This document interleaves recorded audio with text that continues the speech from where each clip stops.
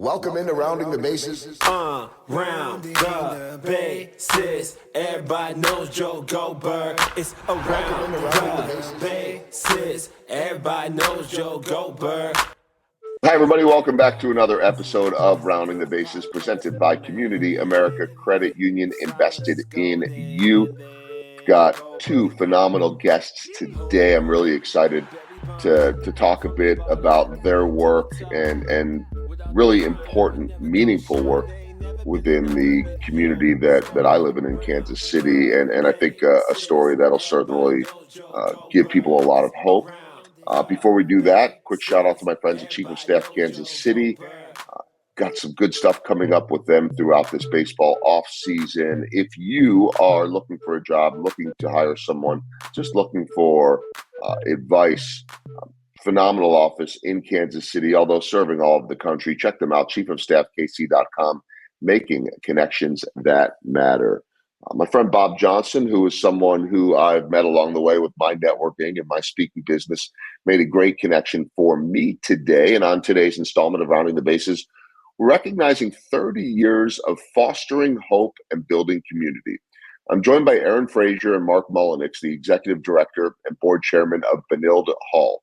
It's the in-residence recovery center extending the continuum of care for people battling addiction, homelessness, and mental health challenges. Using the power of connections, they're empowering an entire population of marginalized individuals to get the chance they deserve to recover, to succeed, and to become role models in society. One of the goals that we love to do with this podcast is share great personalities, give people opportunities to learn from others that have done amazing things in their respective fields, in and out of sports.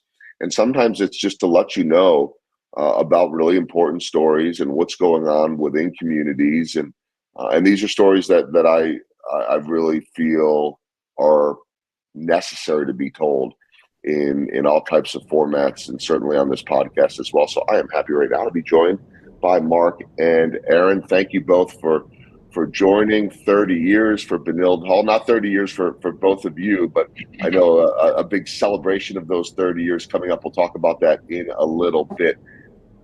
Mark, I'll start with you, in part because your background is so fascinating. And this is something that I love to do with so many of my guests, that the journey rarely begins where I am talking to my guest, meaning there's a lot that came before it.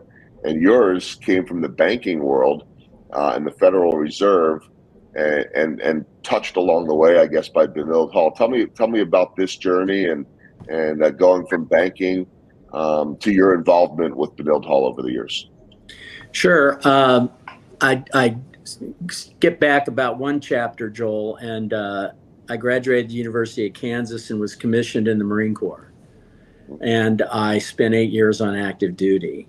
And that took me to about age 30. I had a wonderful experience there, fulfilled and did everything that I thought I wanted to do in the Marine Corps at that point. And so then I decided to leave the Marine Corps. I ended up staying in the reserve, but I found a place in my hometown of Kansas City, and that was the Federal Reserve Bank of Kansas City. And I ended up spending 32 years there. Not at that bank, but I was 8 years in Kansas City. Then I went out to the left coast, out to the bank in Los Angeles. And then I completed my career on the right coast in Richmond, Virginia. And I had a fabulous opportunity to work with really great people. It's an institution that a lot of people in the United States don't fully understand. And it's a little bit like Benilde Hall. You get the opportunity to talk about it. It's great. It gets some news today, largely because of one of the goals, inflation. The other is full employment. So that was what I was about, both operationally and from a policy standpoint, until I retired in 2018. How I came to connect with Benilde Hall is, to me, an interesting story. Before I left Kansas City, in the early 90s, and I was with the Fed in Kansas City, I began working with a guy named Godfrey Kobitz, who, after De La Salle High School, became the De La Salle Education Center, Godfrey was the person that helped with that transition. He was a teacher by training, but it was one of the first schools for at-risk youth in Kansas City at the time. Godfrey ended up in 1993, 30 years ago, roughly, starting Benilde Hall. So I believe there's some circularity, not only in my life where I've lived and where I've worked, but also it was interesting when I was approached about coming to Benilde Hall, and I learned that Godfrey had started Benilde Hall. So I was drawn, one, because that's one of those strange occurrences. You think there may be a message here, but the second part of it was my work with veterans, being a veteran myself, drew me to the mission of Benilde Hall, and I've just had a great time and been impressed by not only the mission, but the good people like Erin and her team down there on East 23rd. Yeah, and we'll talk about the mission and everything that's going on over at Benilde Hall in a moment. I think it's really important for people to understand what is going on, and the connection, obviously a very personal one for you, Mark, in part because of your military background. Erin, I know that the mission for you is extremely personal, maybe in a different way, from a different lens, which I think is the importance of so much of this too. We could all see it from different lenses. It's a matter of understanding it. And I think, I could speak more so for Kansas City, but I think this is probably the story in some form or another in any city. I wish it wasn't, but it is. Erin, how about your story? And you came to Benilde Hall at a much earlier stage of your journey than Mark did, and from a different angle, and its first female leader. Tell me about your background and how you ended up there. So my background, I'm originally from Arkansas. I now call Kansas City my home. I've been here for around 30 years. I do have lived experience. I've dealt with my own addictions, housing insecurity, incarceration. The last time that I decided to turn my life around, I enrolled in Kansas City, Kansas Community College, and I enrolled in the addiction counseling program. During that program, I met the executive director at the time of Benilde Hall. His name was Kent Joel. He was one of my professors at the community college. And in that program, you're required to complete like an internship, a practicum placement. Well, I was having a lot of difficulty finding a placement because I do have a criminal background. So Kent Joel, he offered me a position for my student internship at Benilde Hall. And that was back in 2011. So my relationship with Benilde Hall began in 2011. I didn't fully start my practicum until 2013. And I stayed on for a few years after my practicum completed, doing some volunteer work. And then I went off and I went to Park University and I received my bachelor's and my master's degree in social work. So after I completed both of those, I was working in community mental health and was approached by Kent Joel, who asked me to come back to Benilde Hall as the clinical director in 2019. So I got back here in 2019, and it was just like coming back home. This is where I got the start of my career. So it's very meaningful for me. And I don't see myself going anywhere anytime soon. This environment of Benilde Hall is very therapeutic, not only for our residents, but also our staff and our community. And I say, this is home for me. I mean, I don't think I need to tell you that, but there are a lot of people that spend their whole lives trying to find that, and for it to come full circle, it really is incredible. I want to ask you more about that in a moment, but before I go too far down that rabbit hole and other rabbit holes and all the tangents that I tend to go off on, let's make sure. I explained a little bit of it in the intro, but Erin, I'll let you do it since you're running the show over there. Tell my listeners a little bit more of what Benilde Hall does. It's not I suppose you could sum it up real simply, but you guys do a lot, so I'll let you expand on it. So Benilde Hall, we are a transitional housing and substance use treatment, also mental health treatment for veterans and adult men who are experiencing housing insecurity in Kansas City. So we have many different programs underneath the Benilde Hall umbrella. We have 110 beds on our campus, and half of those beds are for veterans. So our programs, we do mental health counseling, intensive case management, and of course we provide the therapeutic community, the transitional housing, and we do group therapy, group counseling, individual counseling.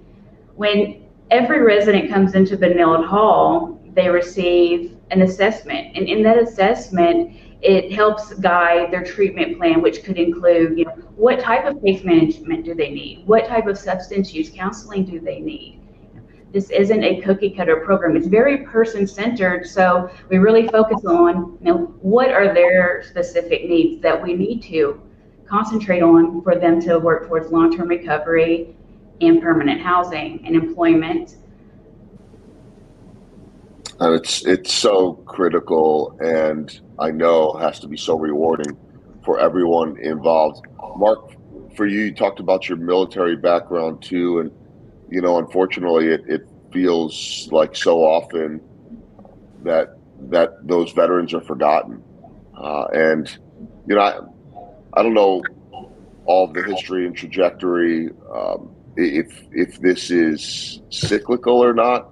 I mean, I was not really alive or just being born towards the end of Vietnam, I guess, and certainly always heard about all of that, but it feels like we hear about it and see about it now again every single day. The homelessness for veterans, the addiction issues, and so much of it for these heroes, right? I mean, we spend, I think, any chance we get. I'll say the same thing to you, that thank you for your service. I mean, there's so many of us that never served our country, or maybe we serve it in different ways. And we always want to thank everybody, but then we don't always have the pieces in place for them to be able to thrive. How much more personal does that make it for you? You got out of the military, you had an incredibly successful career. There's so many that have been left behind. That's a great question, and I'm grateful that you're giving us time to talk about this element. Of course, Erin mentioned a little more than half of our clients are veterans. This is my view, and part of it's been my lived experience, both in the Marine Corps and then afterwards. There's no question that when you're in the military, you do have access to things to relieve tension, to celebrate, to what have you. Plus, you're at a formative time in your career. So, I saw some of these issues, not necessarily the housing insecurity, but some of the opportunities to become attached or even addicted to substances when I was on active duty. Coming out of active duty, the main thing that I guess I would say is there is more focus today, because I was right at the end of Vietnam is when I came into the service, and society had a slightly different view of veterans then. Today you hear more comments, thank you for your service. There's an interest in how veterans are doing. I'll say there's a couple of competing factors with Benilde Hall right now. As you think about veterans, there still exists a view that some of what Benilde, Erin, and her team are dealing with are choices that are made. And I would say that's not necessarily the case. You can certainly find situations where that could be a very difficult situation, and you're just not able to reach the individual. But a lot of times it's a really thin margin of the slippery slope. We've heard statistics about, more than half Americans are $600 away from not being able to afford to live independently. And then if they have other trauma or other situations, that can be difficult.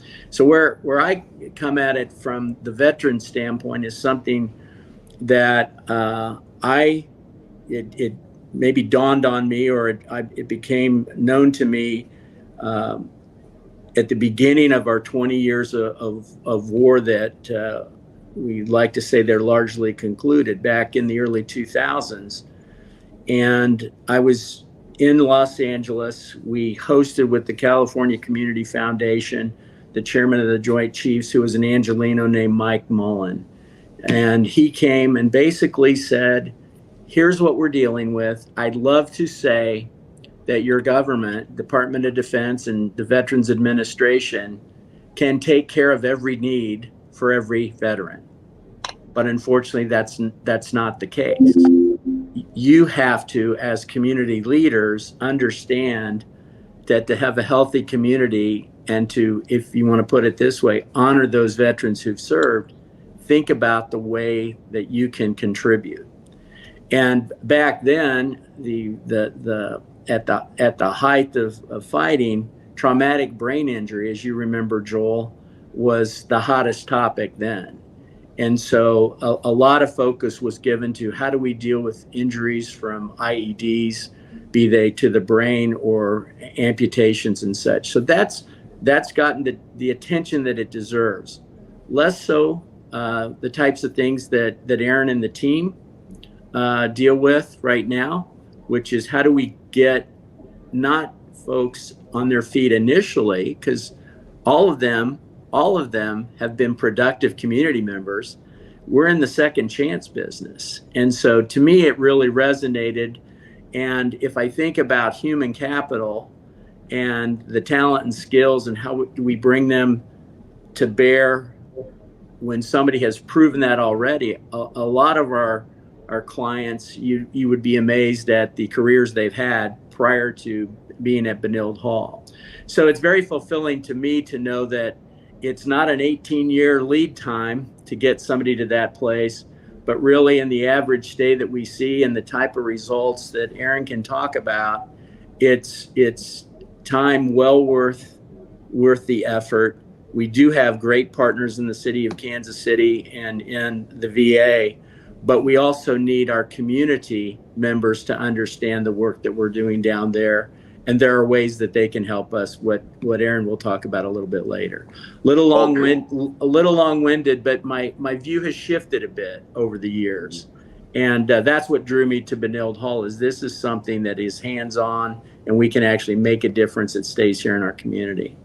You know, that's really interesting. And let's jump right to Erin to expand on that, Mark, because look, a lot of endeavors, most endeavors, I mean, they're uphill climbs. And I think what I'm hearing from you, Mark, is, and not that this isn't, right? I mean, this, I'm sure, for so many of the people that are at Benilde Hall that are trying to change their lives must feel like the most uphill climb ever. But what I'm hearing from Mark, Erin, is that there is hope here, and that it doesn't need to be years and years and years. This can be done quickly. Take us into the mindset of someone that is walking into the doors of Benilde Hall and the hope that could be provided. Absolutely.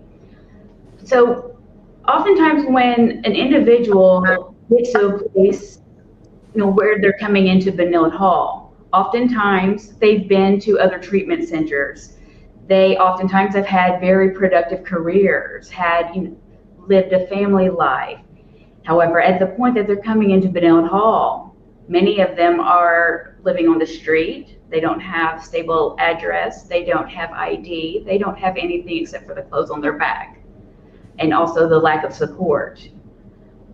When they walk into the doors of Benilde Hall, they're greeted with open arms. All of our residents who live here currently, they want to foster that hope. They're here. They're role models for recovery. Oftentimes our staff are also people that are in long-term recovery, have experienced housing insecurity, they've experienced substance use, they've experienced the mental health challenges that our residents are coming into our program with. So that in itself offers them hope, and being able to see that, my life can be different. One of the things that when an individual walks through our doors, they feel hopeless. So our staff, what we do is we foster that sense of hope for them until they can find it on their own, because in creating this therapeutic environment, one of the things is that we have to have some sort of hope, and it may take a week, it may take 6 months. However, most of our residents in our program, they can stay here up to 2 years or even more. It just depends on what barriers that they're facing. Everyone has different barriers and challenges.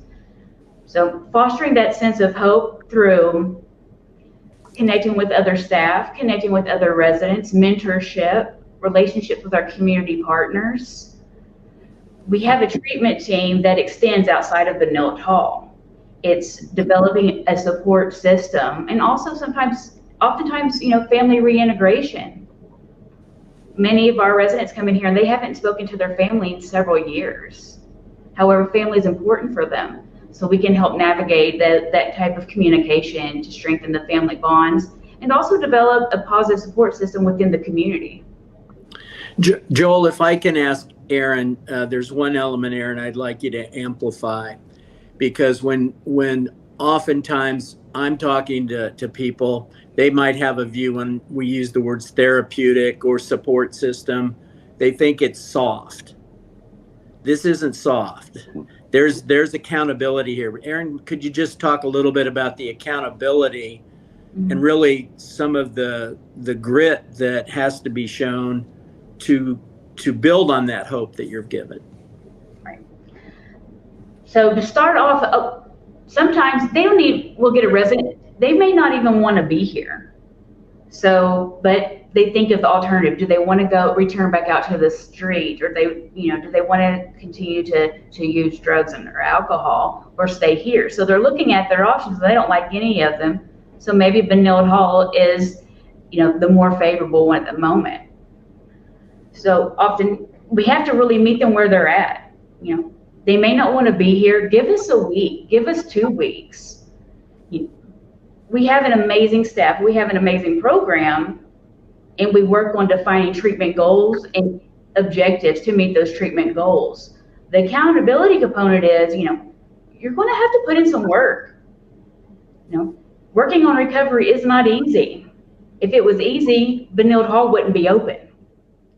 So you have to definitely roll up your sleeves and put in some muscle and leg work, because recovery takes a ton of work. It takes working on your goals. It takes, finding employment, finding competitive employment, learning some of those life skills. We have residents that come into our program that maybe have never even paid a bill before. And we've also have residents that come in and they don't need some of the financial literacy. We have groups that range from basic life skills from budgeting to mental health processing groups. It's not an easy program. Sometimes people come into here thinking that they're just going to, it's going to be easy, have to go to a few groups, maybe talk about how they're feeling. And I feel that's a really disservice, because it's hard work. I'm looking at the website, benildehall.org. We'll have it in the show notes, but within the different tabs and pages is one of success stories. Yes. And reading some of these stories, just incredible. I mean, I would encourage everybody just to check that out, because that is right there, the evidence of what can happen, and these incredible stories. You can see smiles on the faces too, like, that these are life-changing moments that you're a part of. And I was just curious, Erin, for you, as someone that went through your own journey, that maybe can relate to this on a level differently than others, but also as an example, because you are someone that went there as an intern, that, as you said before, couldn't get a job in a lot of places due to your incarceration, yet you went back and got the education. You went back and got the master's. You're now the executive director, and you're running that. I've got to think that the person that is leading this organization inside those doors is the one that they can look to and say, wait a minute, maybe anything is possible. I'm wondering how much that comes up, or how much you're able to share with them, and how receptive some of those men are. Absolutely. That early on in my career, I found that that my lived experience definitely adds a layer of authenticity to my practice. And particularly when we have a resident that is really struggling, not seeing any light at the end of the tunnel, either myself or one of my staff that also has lived experience, we talk to them, and I tell them, it hasn't been that long that I was living on the street, that I was, on drugs and making choices that, were going to ultimately lead to my death. So seeing someone in a leadership position that's experienced the same and similar challenges they have, it gives them hope. Sometimes we have to just, remind them that anything is possible. If you put your mind to it, you have to put in the work. You have to surround yourself with people that support you. In this type of work and not having a positive support system, they tend to turn to people that aren't the best influences on them. We show them what a good influence looks like. We show them what can be done if they're willing to do it. Incredibly inspiring, and you're the example right there. I know there are many of them, but when they can see that right in front of them, truly, truly powerful. Before I get to my baseball theme questions, Mark, I wanted to ask you about a big event coming up, celebrating 30 years, December 6th, and if you could tell us more about that. I know that Willie Aikens, I believe, is going to be there, and the former Royals power hitter, who is another example of what can become. And here's a guy that was as good as anybody in the world in baseball at hitting home runs and playing first base, and finds himself in prison, and now he's out there affecting people's lives. And that's the shortest version of his story. But tell us about that event and what it means to have the support of someone like a Willie Aikens and others. You bet. December 6th, we decided that we've concluded our 30th year of service in Kansas City. And I believe it's important, as Erin does, to commemorate good things happening, milestones, inflection points. And it just seemed appropriate that we needed to come together in the city to raise awareness, not just about Benilde Hall and what we've been doing, but to thank people. And we have some incredible partners. I've mentioned a couple. Erin will amend that list a little bit, but we also came off of a capital campaign where the VA funded part of a wing expansion for us, and then the private sector in Kansas City. And by the way, Joel, hopefully, we all know this, Kansas City is an incredibly generous community. And we had the Reed Auto Group, the Sunderland Foundation, Jack Stack is providing the meal on December the 6th. We have a number of others who are supporting us from the private sector. But it's also an opportunity to commemorate, hear the keynote from Willie. It's a powerful story about his challenges that relate to what we do at Benilde Hall. But it's also our chance to thank our partners. And so it's going to be a lot of fun. Sly James, the former mayor, has agreed to come and be the MC. We're going to make sure that Erin gets the appropriate introduction to the community, as she's just now celebrated her first year under her belt as our executive director. Before that, as she mentioned earlier, she's been our clinical director. So it's going to be a great time. It's down at the Rumley, and there are plenty of seats available. So we would like people to join us. Okay, and we still have some time. So we are releasing this podcast a couple of weeks before the event. So jump online, check it out, benildehall.org. Let's get to the baseball theme questions. Erin, I'll start with you, and then we'll go over to Mark. How about a home run? What's the biggest home run that you have hit in your career? Maybe it's this. I don't know. It is. So it is this. So the biggest professional home run in my career has been our success in expanding Benilde Hall's impact on our community. Benilde Hall came from a smaller organization, and now we have, wraparound services, and we keep expanding, which is, adding more benefit to the community through our strategic partnerships and innovative programs. We significantly increase access to housing and mental health service for everyone in need.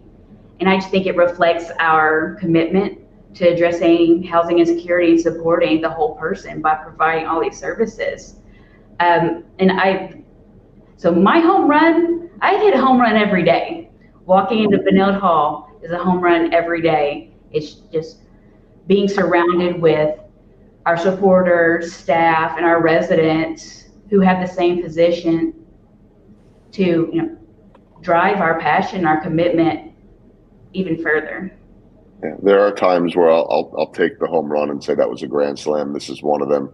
I have no doubt. Although I'm going to ask you a literal question about swinging a bat in a little bit before we wrap it up. I think you might know where I'm going with that. Mark, how about a home run for you? Sure. I have to, I'm a little bit older than you two, so I can look back for a longer period of time. I probably would come back to the introduction. It was going into the Marine Corps. And here's what I learned coming out of, my formal education at that point. What I really learned there was the importance and the application of how do you look for the best and wisest use of the talent that you're working with. And also, back then we called it gear, we could call it tools, we could call it skills, we could call it support.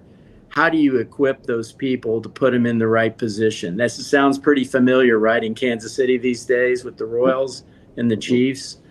That was probably the biggest aha and home run that I've always tried to keep forefront of my mind. And I'm going to just say that we did a regional search last year, and we came up with who we thought ought to be the executive director, and she's sitting here with us today. So I was also glad, Erin, to hear that you're planning on being at Benilde Hall for quite some time. So the city should be so lucky. There again is another home run. Okay, how about along the way, a swing and a miss? And what did you learn from it, Erin? So years ago, in my first leader position ever, I was tasked with rebuilding and redesigning a program in a community mental health organization. So it was my first real job as a social worker. I felt an immense amount of pressure to deliver results and to deliver them quickly. So diving in head first, I was focused heavily on the end goal, which I guess it was my end goal, and I overlooked the importance of gathering feedback from all the staff that were actually doing the services. So this turned out to be a major swing and miss. And while I achieved some of my desired outcomes, the process was far from smooth because I hadn't engaged the team in the decision-making process. So it taught me no matter what you are trying to achieve, the critical value of collaboration and just listening, asking what works, what's working for you, what isn't working. No matter how well-intentioned or driven I am, that success and leadership requires taking the time to get input from the team and ensuring everyone feels heard and valued. So this major swing and miss, it really shaped how I lead today, and I lead from a collaborative and a connection standpoint, and staff engagement is a priority. Well, I always say that the best swings and misses are the ones that you learn from. So clearly that was the case. Mark, how about for you? Mine may sound somewhat similar, but I think it's just a smidge different. If I look back and think of all of the swings and misses, there seems to be a pattern. And the pattern tends to be how I have underestimated or not fully understood the me part of the other person's equation as we're talking about whatever it is we're trying to accomplish or they're trying to accomplish. So similar to Erin, if I ever get out in front of myself and we go from the idea to the execution to the funding to the support without really understanding that person's views or input. Certainly that's important. But even where do they fit in this? Because I mentioned earlier, the application and wise use of talent is huge. I've messed up on not understanding that me part of someone's equation more than I would like to admit. So it's probably tattooed on me somewhere. That also fits into, effective communication. Do you have ability to have fair and truthful recognition? All of that, I think what Erin's talking about and I'm trying to talk about, yields something that is important foundation to any culture, and that's trust. So there are ways that you can erode trust, right? Many different ways. But if you can get to a place where people are there, it's the grease on the wheels. It's so much easier. So, but swing and miss, I do. Yeah, I'm right there with you on that. And there is a reason why the number one topic I speak about is a keynote titled Winning Trust. And for those that have not heard me at least reference it on this podcast, it's what I work on every single day. It's what we all need to work on every single day. I'm not going to the ballpark. Yes, I'm going to the ballpark to talk about baseball. I don't talk about baseball and get the answers and the cooperation and the personalities and all of it without that trust every single day, the information. So it's such an important piece to everything. All right, small ball.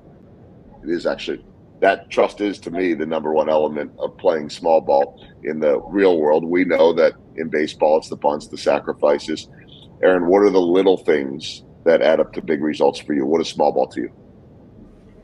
So in my world, small ball, it refers to like the small, consistent actions that lead to significant outcomes. I think about the residents that we serve and taking time to get to know them. It gives me really invaluable insight of how our program is working. One of my most asked questions for people in the community is like, how do you know what success looks like? What does that mean for you? And one portion of that success is being able to hear what our residents are saying. What is their feedback? Of course, I could ask my staff, how are we doing? How are we doing? I can read data off of a spreadsheet, but having those interactions with our residents, the casual conversation, I get to hear about their struggles, their successes. These are the stories that really shape our impact. The small connection, the small ball, it provides me with a clear picture of how our services affect their lives. Very, very important. And it's without those relationships, it's a totally different ball game. What is small ball to you, Mark? I would agree with Erin. Data and analysis and reflection are important, to get the outcome she talks about. For me, I'll just add one other dimension, and that is applicable to Erin and I and how we work together, because our governance structure is set up that as the current chair of the board, I work directly with her on things she needs to deal with the board. Many things have to come to the full board, but it's understanding roles. And if we don't understand one another's role and what we're trying to accomplish and what that looks like, that cannot get you where you want to go. And so I've thoroughly enjoyed both being on the board and not being in the chair, but I've really enjoyed getting to know Erin and working closely with her in my role as the chair. So I think she understands, I'm not trying to bother her. I'm trying to be helpful. And I think we've hit a nice way of understanding one another's roles, because clearly day to day, she's making things happen down there at Benilde Hall for us. Yeah, that's a great relationship, and it's everything. It sounds like is going so well. I mean, I look at the numbers and what you guys are doing. I'll get into those before we wrap it up. But 4 final questions as we round the bases. The first one will go for Erin. I briefly referenced it. Nobody knew what I was talking about, but you did. Apparently, from what I read, from what I hear, the swinging for the fences is still there. So I guess the story is that if you grow up with your dad owning a mini golf and batting cage facility, that you can hit a little bit, you truly could still get in there and hit 85. Absolutely. I did it the other day just to make sure. My youngest son, he's 10 and he's an athlete. So I had to show him up. I had to show the high schoolers up. And recently I got in there and I watched the first one come down just to see where it was at. And growing up, it's just that muscle memory, it's timing. And there was no excuse not to be able to hit a ball growing up at all, period. But I overheard a high school age kid. He's like, man, that old lady's hitting the ball. And I thought, yeah, thanks. I appreciate that. Yep, this old lady sure can. Erin, tell us again the miles per hour on the pitches coming off the machine. 85 baseball. My softball wasn't really a thing where I was from in Hot Springs. So it was we were baseball. But in our batting cages, we had master pitch cages, and it was technically 65, but you could crank it up. We had this crank, we could just crank it up, and we would just see how fast it was. And my 5-year-old brother could hit them. It was a great way to build skill. And also, I think my youngest brother, I think he earned a few dollars. I was going to say, if anyone happens to be at a batting cage and sees Erin there, don't get suckered into any kind of bet. It's probably a pretty good chance you're going to lose. All right, second question as we round the bases. We'll keep it along the same lines. I like the lighthearted stuff every now and then. And we saw in some of the research and questionnaires something about a memorable first souvenir at a Royals game. Mark, is that correct? Well, not quite. Okay. Yeah, but I'm flattered, Joel, because the year was 1962. Oh, it wasn't a Royals game. No, it was my first Major League Baseball game with my dad and my brother in the summer of '62. And a couple of realizations. One is I realized that time I wouldn't have been able to verbalize it, but I realized Kansas City was a major league town because the A's were playing the New York Yankees. At the time, I had a white T-shirt that my mom had put a magic marker on number 7 because number 7 was my favorite player. Norm Seaburn was the first baseman of the Kansas City A's. Mickey Mantle, of course, was visiting. He was number 7. So it was a huge day for me. I was so excited. So the benefit of the web is I went back and I remember the A's lost, but they didn't lose by much. They lost 5-1. But that day, I decided to take home as a souvenir. Goes back to it's important to commemorate, milestones. My souvenir was a bag of peanuts that I half open, took a couple out and realized I want to keep this because back in the day, Joel, you wouldn't know this, the branded bag had a picture of an elephant with a baseball bat in its trunk and a ball cap said KC on it and the peanut said Kansas City Athletics. So the story could end there, but it doesn't. I took it home and I said I'm going to keep this forever because I was 6.5 years old. I put it in the back of my drawer, and there it remained till we moved 2 years later, and my mom found it. And she just looked at me, and I shrugged my shoulders. This was helping me remember this. So if I'm the age I am now and I'm remembering, I thought Kansas City was a major league town then, and I was able to commemorate it with that. I guess it brings me full circle to the importance of sports and major league anything, but including where we are with the Royals today, from my view, there's a societal benefit that we derive from having sports in our town. And I think Kansas City has lived that. We've got a great fan base, but mine started back in 1962. Incredible story. And yes, I was not around for it. If I was not around for it, Erin was not around for it as well. But the beauty of the internet, and I'm sure you spent a lot of time digging on that, but with what I do every single day, I generally have the ability to look this stuff up during a commercial break, or 2 minutes before popping on, and a thought pops into my head, well, I got to find this thing out, or I have people that can help me with it. But as you were telling that story, I was able to look at a 5-1 game in 1962 with the Yankees visiting the A's on a 75-degree overcast day in front of 24,450 fans. Whitey Ford got the win for the Yankees, and the cleanup hitters that day were indeed Mickey Mantle, who went 1 for 3, and Norm Seaburn, who also went 1 for 3 in that 5-1 game. So that's how quickly this information is out there, and that's an incredible story and piece of memorabilia that you have. I'm glad that I worked that one into the Final Four. Let's get back now. Third question as we round the bases. I'm going to throw this one to you, Erin, and I don't know if this is kind of like, picking a favorite child or something like that. It's more, you should never do that, I know, but maybe a favorite story.